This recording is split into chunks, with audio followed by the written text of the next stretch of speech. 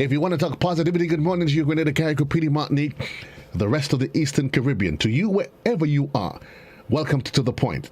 For today, the 5th day of the month of January. And I have to always pause to make sure I don't say anything else. You know, it takes us a while to get the years and the months, everything into stride. For those of you that's joining me online via, of course, the World Wide Web at www.gbn.gd or via our YouTube channel or via our Facebook link, Classic 105.5, 105.9. Good morning to you, those of you here at home, across the region and in other parts of the diaspora. My guest this morning, he's no stranger to us, and I'm about to introduce him, and I'm smiling. My mind just drifted back to a conversation, an interview he was having with Blossom recently, and then when the declaration came that he's 100% Grenadian.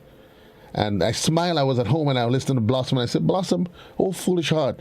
And then I said, but Joe, she's not the only foolish heart. A lot of us actually thought otherwise, didn't we? My guest this morning is the son of the soil. A man, we share a lot of things in common, and a lot of things we do not share in common, is Dr. Patrick Antoine, and he is the chairman of the non-profit movement that is the Grenada, the TGM, the Grenada movement. Good morning to you, sir. Welcome to The Point. Morning to you, and morning to your listening public in Grenada on whatever platform they're listening to. It's always a joy to be with you guys, and certainly being here with you this morning tops that all. Wonderful.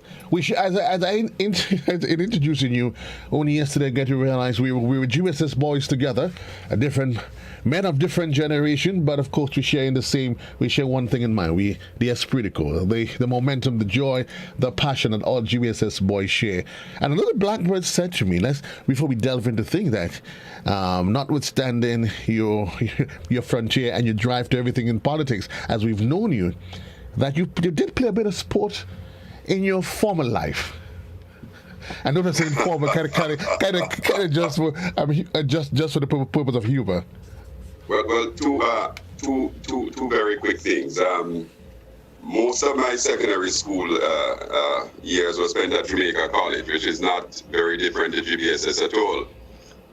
I graduated from Jamaica College, and yes, my sporting life would have really hit its pinnacle at the University of the West Indies and University of Florida, where I attended and represented in two sports. I represented in the athletics, 100 and 200 meters. I still view that as a part of the highlight of my life. I actually ran 10.4 and 10.5 consistently. Let me add clean. So I've medaled in university games, and I ran at the University of Florida as well and played football for them.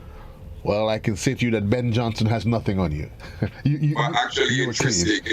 Interesting, because I actually trained with Ben Johnson. He trained at the University of Florida. the irony of it all.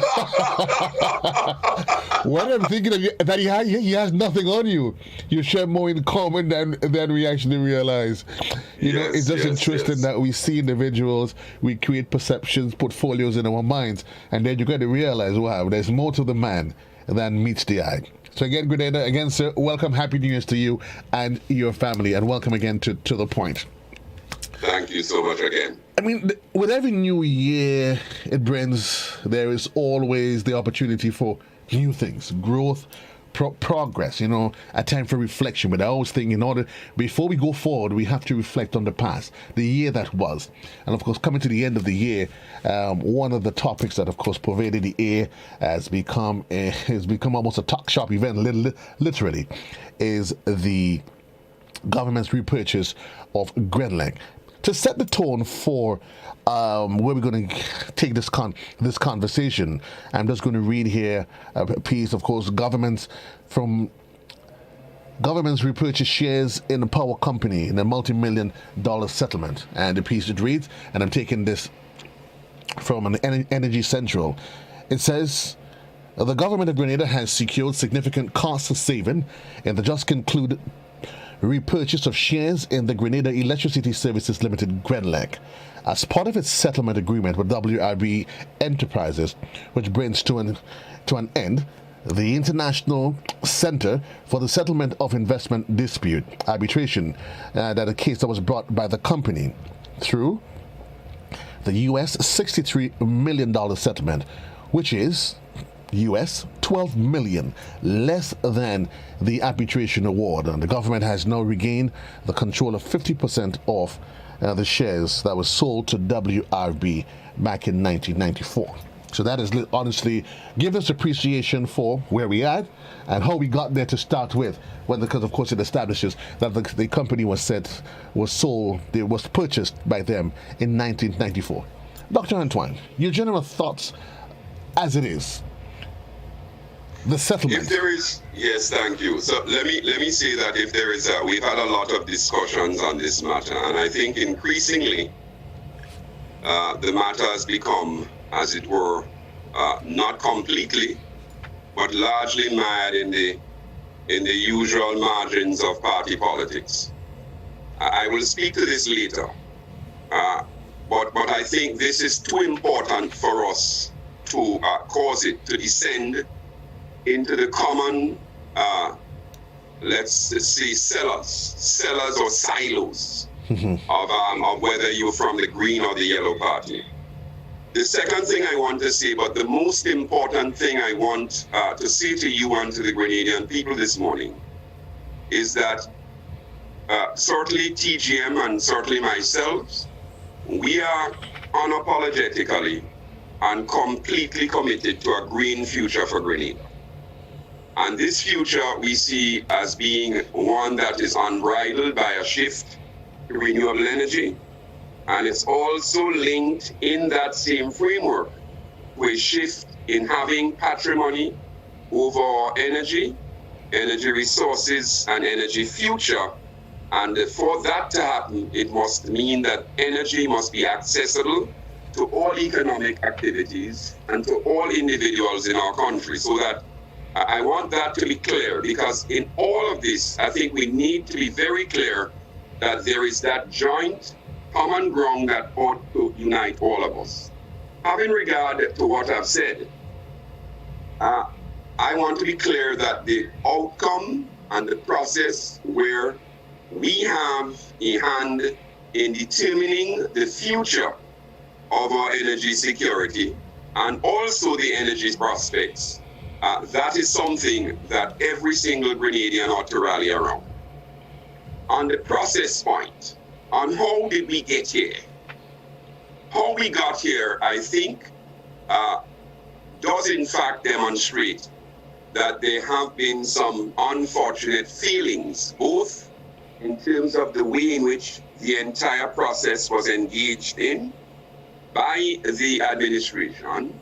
And it's also very clear to me that the messaging has been, if you wish, I have to be very clear because I have very good fund relations with the Minister of Finance.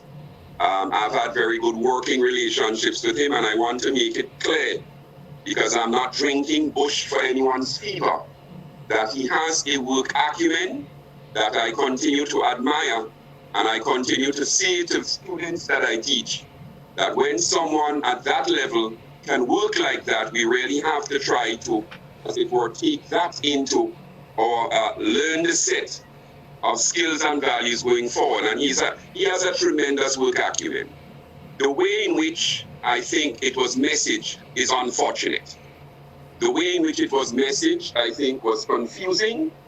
The way in which it was messaged was, unfortunately, it did not, let me say, instill public trust. I think some of it has to do with the fact that the minister may have gone off script on a couple of items. But it also has to do with the fact that we tried to bring and we tried too hard to cover what obviously could have been an admission that we did not engage in this process in a textbook way. We did not engage in this process in a way that can be determined to be best practice. We engaged in this process in a parsimonious, disjointed way, that at times gave the impression that there were other agendas at play. Full stop. I think that's all that's required. So I want to distill the noise this morning in saying that we align with the fact that this needed to be done. We think it's unfortunate that the discussions, because of how it was engaged, has us in a position where we appear to be competing and contending and quarreling and countering each other on a matter that ought to be a matter of national unity. You made the declaration. You posted. You intimated the issue that this arrangement has unfortunately gone down the party lines, green, yellow, and such like. Expand on that for me. Yeah, well, let me tell you very frankly, I continue to say openly that I welcome the opportunity to have worked with certainly the Prime Minister and the Minister of Finance. I think we did a lot of very good things for the country. On this matter, in the way in which I think it was messaged, when I listened to the message, unfortunately, a message that could have been a rallying cry to Grenadians was fraught with the NDC did this and the NNP, and when we came in power. I want to be clear, I'm going to make some colleagues of mine uncomfortable, who I share tremendous love for and admiration for. But on this matter was not properly messaged. I have written for several persons in authority in and out of our country. This was a moment when we could have come to the Grenadian people and trusted them before the transaction was actually paid for, on the cusp of it, particularly having regard to the fact that we had a budget, which I will speak to later. But when you came to the public after the fact, the way in which I think you allowed the public to get ahead of the message and to build up suspicions should have been anticipated. And the mere fact that even in that moment, the attempt was really to counter rather than to present in an open way what the facts were. And in countering it, the fact is that rather than talking about Grenadians, home and abroad, without prejudice to economic racket, without prejudice to economic status, that this is something that is good for all of us, we started to see the imputations and the direct references to the NDC administration of 94 and the NNP administration of this. Once you go there, because you see, the Prime Minister often says that he is a mathematician, and I really respect that, because I have seen, in fact, one of the things that I was most drawn to as a young man was the Prime Minister's mathematical acumen. I am myself a mathematical economist, myself and Brian Francis, a branch of economics called econometrics. So we find common cause there. But this is more than a mathematical matter. This is a matter of national development, where as a social scientist, the social science is not an exact subject. You have to come at this with all your acumen. You have to be a philosopher. You have to be a statistician. You have to be someone who is a unifier at this moment. But let me ask you, Dr. Antoine. And when you start to talk about the NNP and the NDC, it doesn't unify. But let me ask you, someone would argue that that which you made reference to there has become the modus operandi on both sides of the scale. And it probably should not have been anything not anticipated. And the issue of the lack of trust, could it be that the WIB settlement, this recent settlement, only brought to the fore that underlying distrust or lack of confidence in some capacity that you might be, that's probably being felt in certain within certain sectors of the economy of the populace? Sorry. Yeah, I think you're absolutely correct about what you've just laid before us. That this crisis, both COVID and of course the context in which this arrangement was settled, because we mustn't forget it's been settled within the context of COVID. It's not our best of times. This is a settlement that by any measure is substantial. I think that is common ground. Whether you got a reduction in your mind or you didn't get a reduction relative to what you could have settled it at before, and I speak from my own script based on my own personal knowledge of what has happened, a lot of which I'm not at liberty to get into, because at the time I labored as someone who not involved in that process, though not involved in that process, I labored with the administration. And of course, the administration has to speak to its script. As an economist, I can speak at a general level, but I can say based on my personal knowledge relative to what you could have gotten it at before, or what you got it at now in terms of whether you perceive it's a reduction, that's a whole separate issue. But this matter of a substantial settlement in the worst of times is the takeaway, right? Has only, again, exposed the raw nerve of our tribal politics in Grenada. And it is tribal and it is raw. And though from time to time colleagues disagree with me, even on social media platforms, I want to make the case that a small country of 100,000 people can never face the future as divided as we are now. I want to make the point in the same way that we spoke about sports before, and we mentioned Ben Johnson, I told about University of Florida. Well, Gainesville is a university town. The stadium where football is held in football season seats 95,000 people.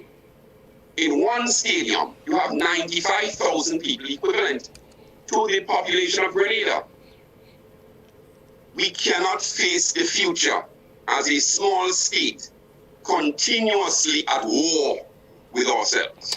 And unfortunately, if we do not change that modus operandi, there's going to be a 1% of our population, the lawyers, the doctors, the engineers, those who own construction companies, that will do well. But the 30 to 35% of our population that live day to day in grinding poverty, the substantial number of families in Grenada today that remain hungry, the substantial amount of families today in Grenada that are unemployed, those are 4 different social parameters I've given you. We can never do well by them if we continue to face the future. In the middle of COVID, rather than talking about COVID, my brother, the population may get upset with me, that's okay. Rather than talking about how we get over this crisis, we find ourselves, I'm not putting blame or ascribing blame to any party, we find ourselves fighting amongst ourselves. To my mind, I believe this is something that we need to all pull back on. Whatever we need to do to cause that pullback, whether it's to sit down and have a forum where all of these matters can be ventilated and put aside. Because is that something practical, Dr. Antoine? Because there are those that would argue, and while I agree with you wholeheartedly, there are those who may objectively say, while I support I agree with what you're saying, I'm taking the message, but I'm not going to accept it from the messenger, because they may argue that you are, of course, in former capacities, you were part of the same energy, the same body that would have helped to promote, not necessarily meaning directly, but that same sort of tribalism that exists now. Right, I'm happy that you mentioned that, and let me say to you that I have one strong record in Grenada that I believe that even people on the other side would tell you is a hallmark of the way that I've been raised. My brother, I've been raised to engage all sides. In the worst of times, I have engaged every single party in my portfolio of dealing with trade matters, whether it's a person who identified with the NNP or with the NDC. So I have never, ever shared, and in the way that I've lived my life, I have never shared in any approach which is, as it were, aimed at excluding persons from the national development dialogue based on the party that they have supported. That is what I'm talking about. And let me just say to you that there are so many cases of my being insulted almost. When persons that have tried to help, who have come to me for help, many of them timidly, in all my capacities, would say to me, we didn't think about you this way because, these people, and I say, well, don't class me with these people because I can't speak for them, but I can only speak for me. So some of my closest allies sit on the other side. If you wish, my role model as an economist, as the whole country knows, and if in a sense my surrogate father is George Brizan. So there is one tag that will not stick with me among others, which is that somehow you can paint me with a brush that says that, look, you're one of them. No. And let me tell you something else, and I've made this point before. When George Brizan was Prime Minister of Grenada, and when he sat in the NEC, as a leading figure, Kent Joseph and so on would tell you that, George Brizan would pass work to me to assist him with, or for opinions, although he knew that though I was not in Grenada, though I was not, as it were, aligned with any party, my father at the time, God rest his soul, was a key figure in the NNP. Okay. And even when I came to Grenada, my relationship always continued, as it has with so many other people. And Michael Church, so many other people. So that doesn't apply to me. And I'm happy that what I'm saying now, however, and this is the last point, what I'm saying now, however, is that wherever people came from, wherever they came from, this is a different time. We cannot continue to carry the ghosts of the past. The ghost doesn't apply to me, right, but it applies to other people. That of course speaks to maturity. That level of maturity on the political sphere, economic sphere. Do you think that as a people we are positioned and ready? Because as you said, it's a period that calls for unity and togetherness. And very often that framework that we just spoke about seems to be, of course, what everybody remembers. We hold on to what we want to hold on. But the maturity of which you speak, where, of course, we need to change and make a paradigm shift. Are we in a position, and I'm asking you from the context of who you are, the TGM as a non-profit organization, are we in a position to embrace that sort of maturity in politics? If not, what needs to be done? Yeah, so my view is, having considered this for a number of years, my view is that Grenada is ready. That Grenada has faced these moments before. My view is that the genre of the tribal politics that we now see is new. Grenadians all over the world are known because we're small, and we've always had to face the world as you would, as a disadvantaged small state where you have to make your way.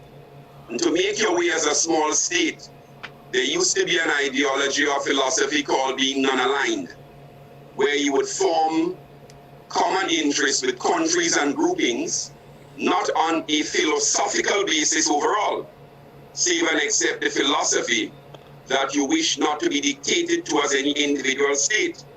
But Grenadians carried that same energy of being able to engage the world broadly.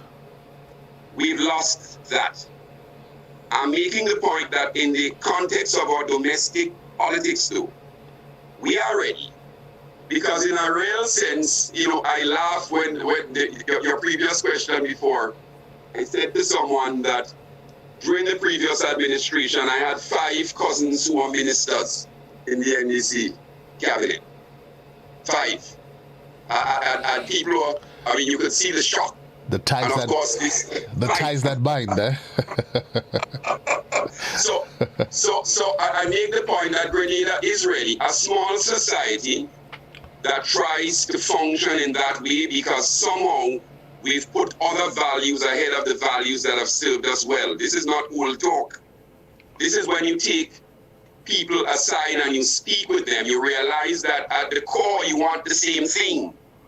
You may differ in terms of how you go about it, but at the core, and I'm not talking about the outliers, I'm talking about the core, the majority of us, right? The really important center of our society that believes that if you play by the rules and you work hard, you're going to make it. There are people on the fringe elements that believe in other things, but most of us see eye to eye on the fundamental issues. Yes, it is possible, but what we need to do is to create structures and platforms for engagement that do not exist in Grenada. Great, thank you very much. I've heard our colleagues here, they just don't exist. It doesn't exist. 29 minutes gone past the hour. My guest at the moment, Dr. Patrick Antoine. We take a quick commercial break, Master Control, a very quick commercial break, and we'll be right back to the point for today, the 5th of January.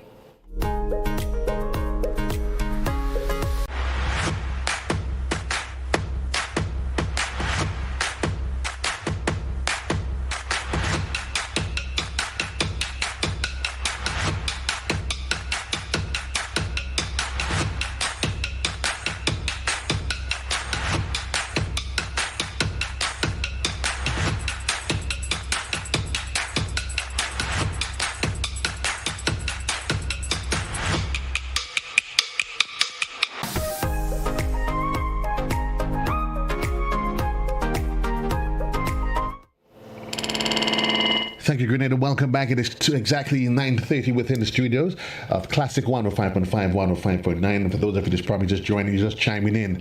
And my guest this morning is Dr. Patrick Antoine. And we've been galvanizing for the first portion of the program, the recent repurchase of WRB by the government. Certainly, you have the opportunity, as expected, on To The Point, to share on the subject matter, 435-2041, or you can submit your suggestions, your thoughts, your concerns via our WhatsApp platform. Dr. Antoine, there's a lot, and the truth is, the 1 hour doesn't ever give us justice to really salivate and really put this together, assimilate all of this. In the midst of this quagmire, and that's how I'm putting it, this debacle, there's a position, of course.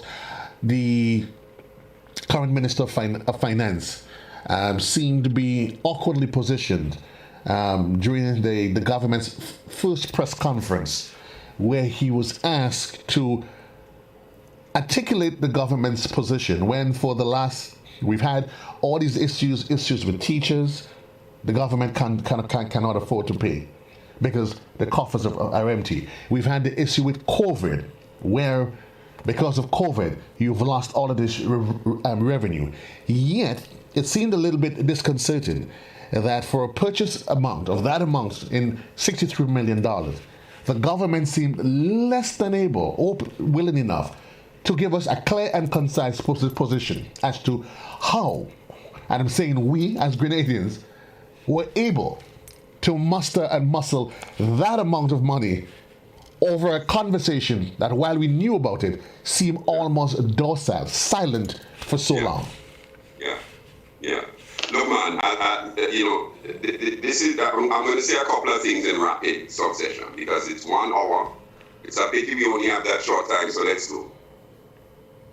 The Minister of Finance, I listened to rebroadcast, said that the money came from government sources and that we now have to replace it.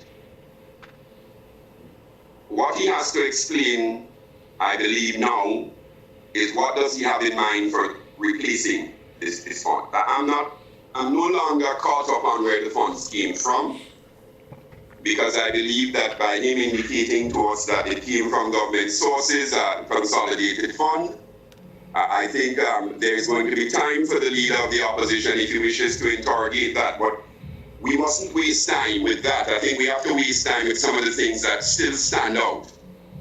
We have to now look at, when he spoke about we now have to replace it, what he has in mind. That's the first issue. The second issue is that when he spoke about it being taken from unspent amounts, I give him a pass on that. because the truth is that we don't need to go through any hard mathematics. It's very simple. The capital budget for 2021 was 305 million. We don't need to do any hard maths on that. If we looked at 2020, there was about $100 million. If you wish, and you speak about unspent, to the extent that we can give them a pass on that, that's there. And then we're looking for another $100 and something million. To my mind, yes, it's a lot of money, but the Grenada government has access to the citizenship by investment funds. And that amount coming from the citizenship by investment program funds is quite doable. I think another question has to be asked. So I don't believe on the face of it, follow me, and I've looked at this more so, I'm sure, than anyone else. I spent 3 days looking at this, only because I needed to be fairly comfortable that what we were being told at least had some modicum of truth in it. So I think the question that remains for me really has to do with how do we replace it.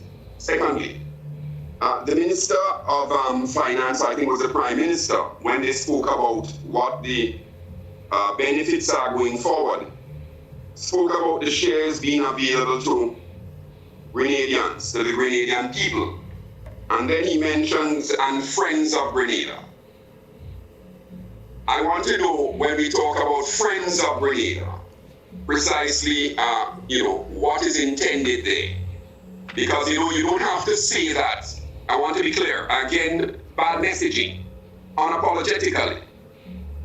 Bad messaging.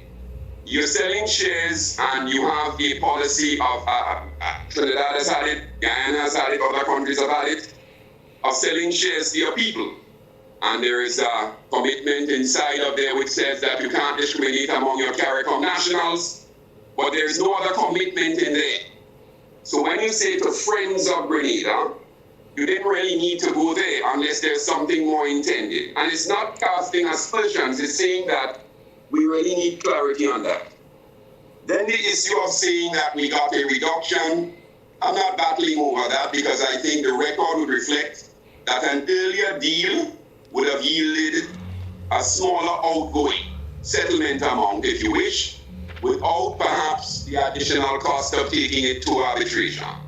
That's a matter of fact. I again, without getting into the detail, it is not the case that it was any reduction relative to what we could have essentially secured the asset at. At an earlier period, if a different, I would say less confrontational approach was adopted. We don't need to spend the whole program on that. That's a fact, right? And as a consequence, I believe that the approach and the stance taken would have led to additional costs relative to what we could have got the asset at before. So when you say that there was an arbitration settlement and we got it at an amount less than that, it's the wrong benchmark that we're using, right? But this is the gorilla in the room today. The gorilla in the room is that we are in a COVID crisis where we do not know where the economy will land. The gorilla in the room is that we have to look at the opportunity cost of this capital. The gorilla in the room is that we had an opportunity in the budget, which I said, by the way, I said in the budget that there was no allocation for the Grenlec share repurchase. I said so. So did other colleagues, Lennox Andrews. We said so. The government owed us in budget presentation. The permanent secretary and his team, and certainly the minister, owed us in the budget presentation, right? To give us an indication, since you knew this was an outgoing expenditure which you had to incur, call it investment, with certainty, and account for this in the budget. It doesn't look good that within 3 weeks of the budget being presented, a month, you then come with what is an extraordinary large item, which you knew existed prior to the budget. That's the gorilla in the room. How you got there and whether you could do it or not, all of those are important points. And the lawyers, I'm sure, will pick this up. But for us as economists, as development economists, where there is an appropriations bill, and when you come to the people, and where you have good mines, including mine and Lennox Andrews and Pearl and Gilchrist, and others who are not in the country, spend intellectual capital paying the government the respect of analyzing a budget that you put before us because you want to have inclusion, and not to present these things, but to come afterwards and give us this figure and essentially expect us to take it, is not best practice, right? And I'm agreeing with you on that, and that's a conversation. Now, here we are. We are at the juncture. As you said, it has been purchased. We talked about repositioning our economies. I know the government has made mention of its 5 pillars, its main pillars for economic development. There seems to be an air of uncertainty, an air first that may have been cradled and brought on by the fact of that air of distrust that has been, flying around. Where do we go from here? Because there is concern about the security of jobs. There's the issue of how do we reposition Grenlec? Because, of course, for years they've been talking about liberalization. Where to from here? How do we achieve this? What should be the next step immediately? A couple of things. The government has to have the board. Essentially, the board needs to be appointed. And the board, to my mind, needs to insist that they go into deep retreat. The road ahead, I think, has never been perhaps brighter in terms of the cost of renewables and some of the examples that we have from countries around the world that have taken this path. But the road ahead is also fraught with a number of countries that have failed to make the adjustment proper. And so let me tell you a couple of the things that concern me when you talk about looking ahead, because I too want to look ahead. But I thought it important to make the fundamental point that looking ahead means looking ahead together.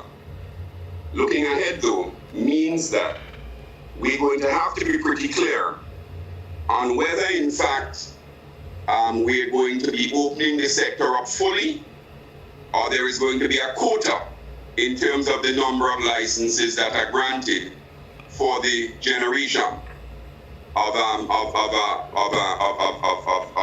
renewable energy. Because let me just say that Grenada is a small piece. So my last knowledge of what Grenlec had as a customer base, which every customer is viewed as a meter, is that Grenlec had about 50,000 customers. But it may mean that it doesn't mean it's 50,000 persons, it just means it's 50,000 meters. And when you look at that, about half of those people, the customers, if you wish, about half of that base are using very little energy.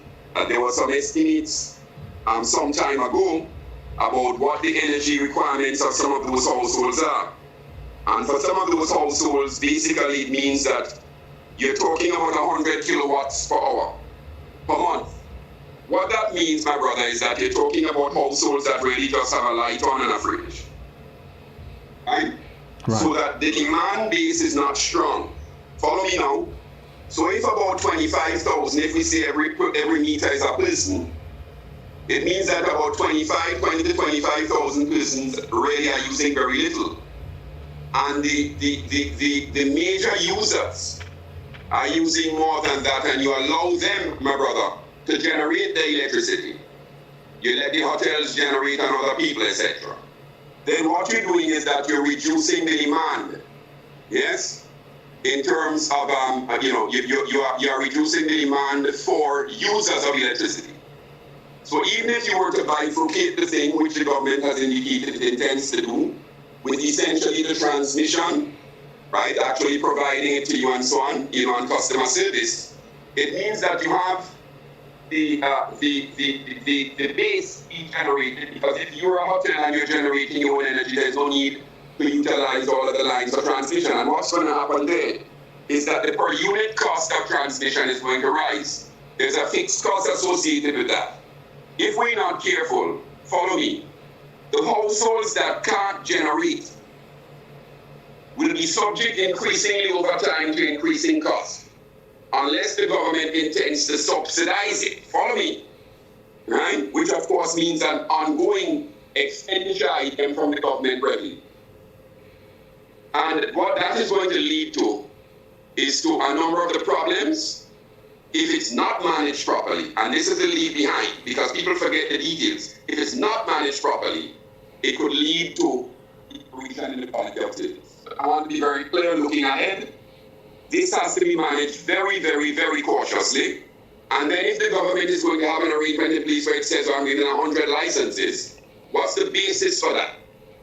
Is the basis going to be based on who can in fact pay the highest fee so that there is a bids market for it? How is that going to be determined? Those are important things that will have to come out of certainly a strategic plan looking forward. My biggest concern is that with 100,000 people, unless this is very skillfully managed, we could end up creating a difficulty. But I don't want to focus on the negative. If it is properly managed, the society can become a win-win, can get a win-win from this.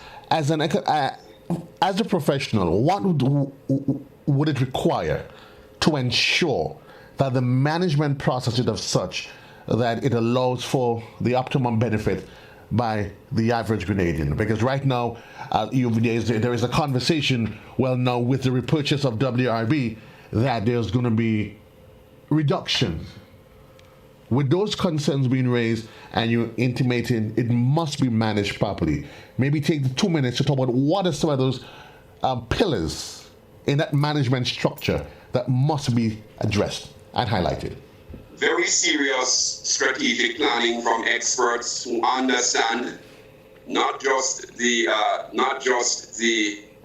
economics of this, but the technical issues concerned with how you make that transition. That's the first thing: a strategic plan and an implementation plan. And why is a strategic plan important?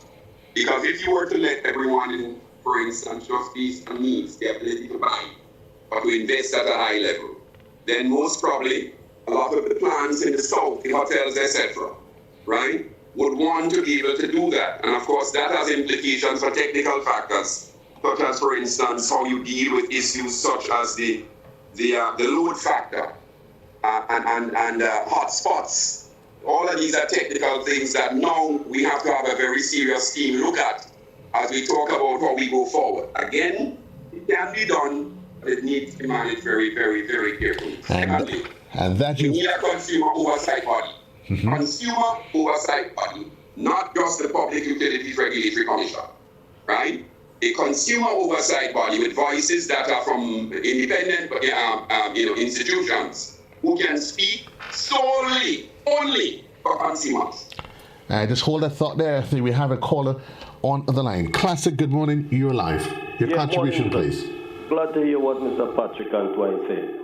Because what he's explaining there, WRB went all into that area and do a research and check. And what they came up with, when all these people come up on the grid, who is going to do the maintenance of the poles and the lines and the trucking and the fueling and all these things?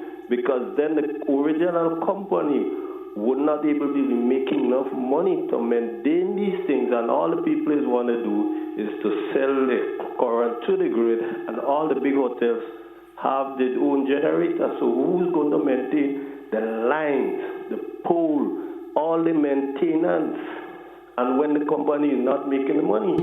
Okay, thank you very much. Thank you, sir. Dr. Antoine? I see a lot of approval saying yes. That's exactly my point. That's exactly my point, and it is not a trivial point. There is a country where recently I had the benefit of being a consultant on a project similar to this. And when we looked at it, they had about 10 companies generating energy. And rather than making the system more stable and more reliable, this is a Caribbean country, though not a CARICOM country, it actually made it worse than they had before. Now, I want to be clear. I am not saying that the alternative was not to own our energy security. I'm making the point now in the way that you have very, very clearly put the question to me on how do we look forward. I'm saying this has to be very carefully managed to make sure that we really achieve the benefits that this process can in fact facilitate. And given the limited time that we have, I want to throw this question at you. In the last couple of years, we've had Grenada signing delimitation boundaries with Trinidad and Tobago. We've had conversation last election on the whole conversation of Grenada's marine resources and the seeming projection that it offers a brighter future. Now we're talking about going renewable. Juxtapose that with our marine resources. With the challenges that you've articulated, how do we play the balancing act with these two new frontiers? The possibility of our marine resources and the government talking about going green, renewable resources. You're the man with the economic taste. You crunch the numbers. Paint me a picture, because I can't see it. Let me say to you that one of the things I said about the last budget quickly, when I looked at it, is that I believe if some of these matters were taken into account in the budget, I would have given it a higher grade.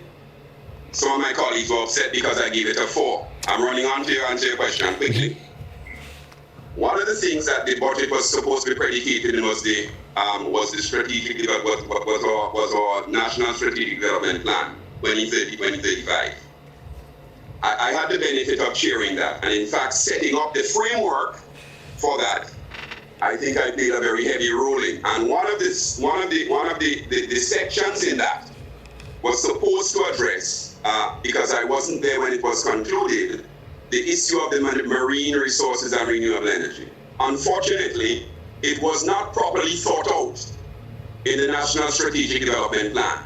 So the plan is almost silent on how we're going to reconcile and deal with this. It's not impossible, because we are in fact going to be still existing in a world where about 60% of our demand, until we move the electric vehicles, etc., is going to be based on, as it were, petroleum, right? In the way that we've known it before, diesel, gasoline, LPG, etc. The truth is that because we do not know anything about what's happening with the oil and gas resources now, this is unfortunate as well. We do not know. We know more about what's happening in Guyana and Trinidad and Venezuela than we know about what's happening in our own country, and this is sad.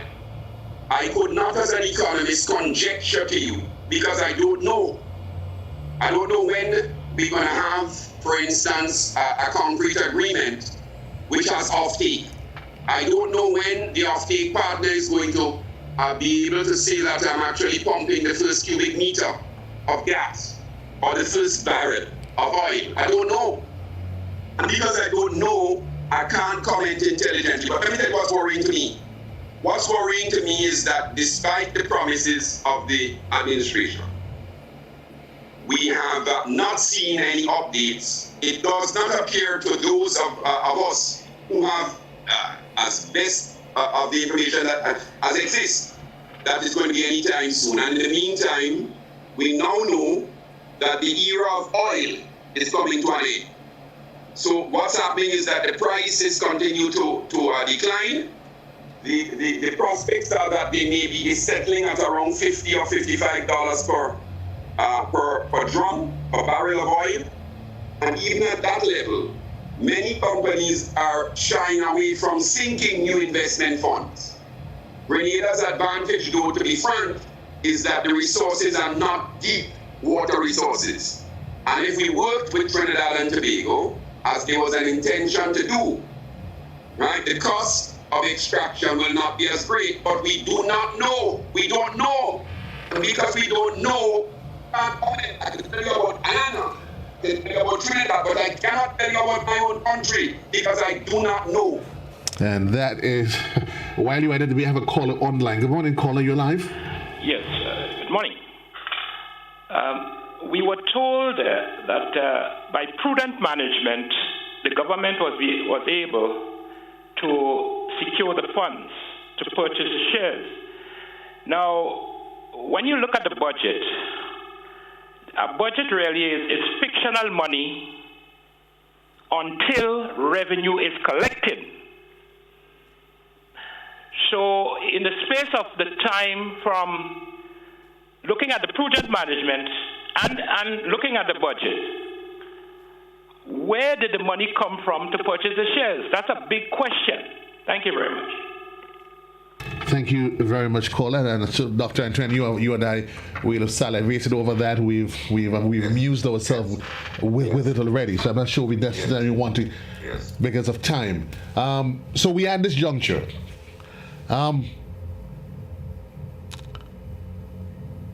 Is there hope?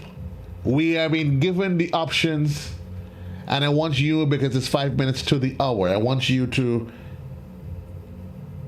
pitch me something in the context of you as an economist, development economist, and as the chair of the TGM.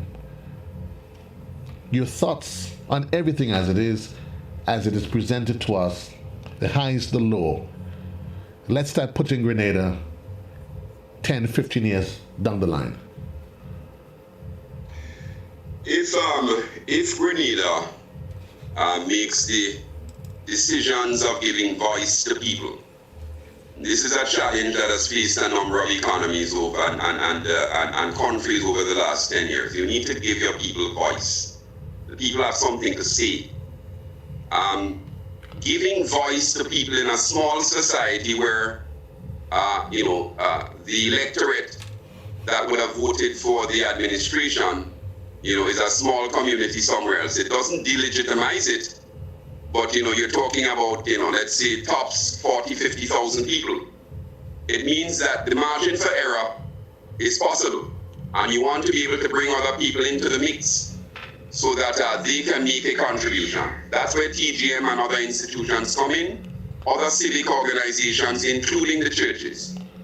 If we do not make that transition, follow me clearly, if we do not put the structures and the systems in place to give voice, right, to non-governmental entities, including opposition forces that are out of parliament, if we don't make that transition, whether it's through constitutional reform or through putting systems in place for meaningful dialogue, we're going to be facing a future that is not going to be as bright, not dim at all, not as bright as we would face if we had a society where all the voices and all the competencies and all the professionals and all the people have an opportunity to contribute to this process. My view is this: what we see now, what we see in terms of the current non-recognition that there is an obligation to account does not augur well. It does not augur well for the future. Let's talk. Let's talk. Let's disagree. But let's have a very frank, genuine process where we exchange. Because there are too many intelligent people in Grenada to spin anymore. You can't spin me. You can't spin the lawyers out there. You can't spin the Grenadian man and woman who buy goods and services every single day. You can't spin them. And we need to learn that across the board. The time for spin is done.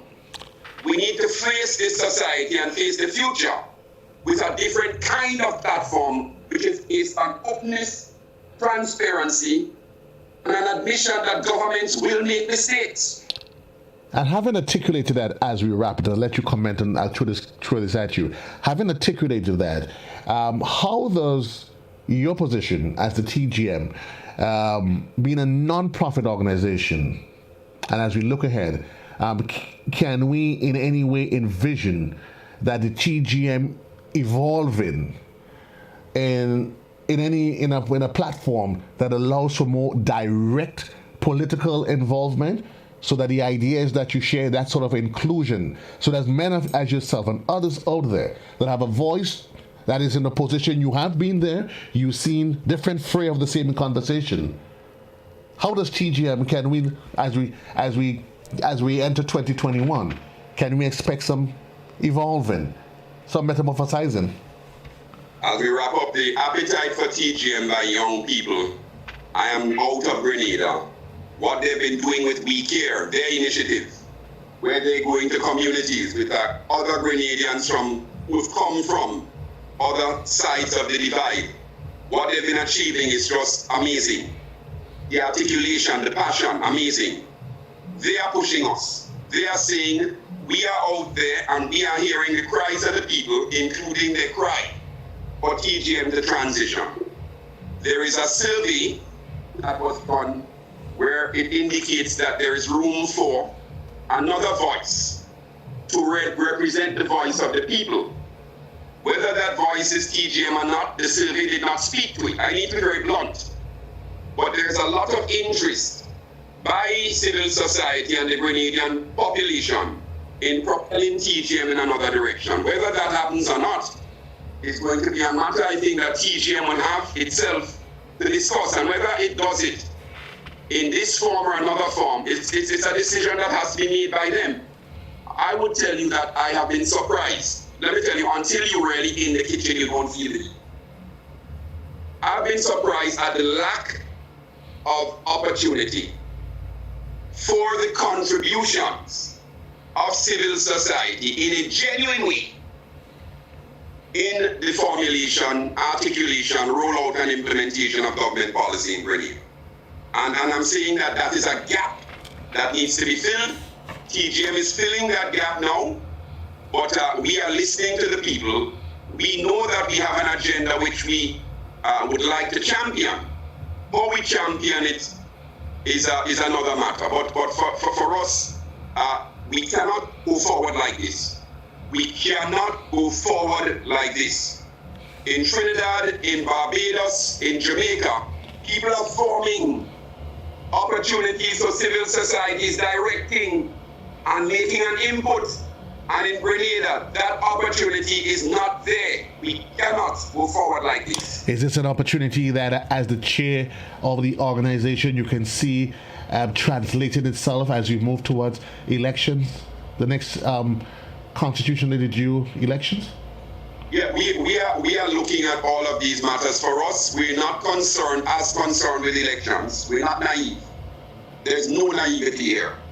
We're concerned about what happens post-elections. What is the development process that we're going to engage? Let me tell you something, my brother. In 1970, Grenada ranked well among developing countries. We were not ever at the top. We are middle income now, only in statistical terms. In poverty and the productive capacity and vulnerability, our society is really in the lower percentile of developing countries. And when you look now at what's going to happen to developing countries coming out of COVID, we're not seeing countries like Grenada feature. For us, it's about how we look at the future. What do we do after elections? How do we get this country moving again in a way that benefits everybody? And I believe that everybody has a role to play here. What do we do after elections? How do we allow a platform for inclusion? He says we all have a part to play and we need to get on board in a nationalistic movement. Thank you, Dr. Antoine. Thank you for your time. It was always a pleasure engaging you and getting some of those these thoughts, very fervent thoughts of yours out in the open. Wishing you the best, your family, and the TGM as an organization, as it transitions and metamorphosizes into what only time will tell in the near and in the distant future. Thank you, sir. Thank you for having me. Thank you for having me. Thank you so much. And we went a few minutes overboard. It is 3 minutes gone past the hour of 10. Mrs. Campbell, I do apologize. Yeah? I really do. Anyway, folks, this is where I leave you. Your boy JC, peace and love to you. We wrap up on To The Point, and we make way for the mid-morning buzz. That, of course, comes up immediately after my stint right here on To The Point.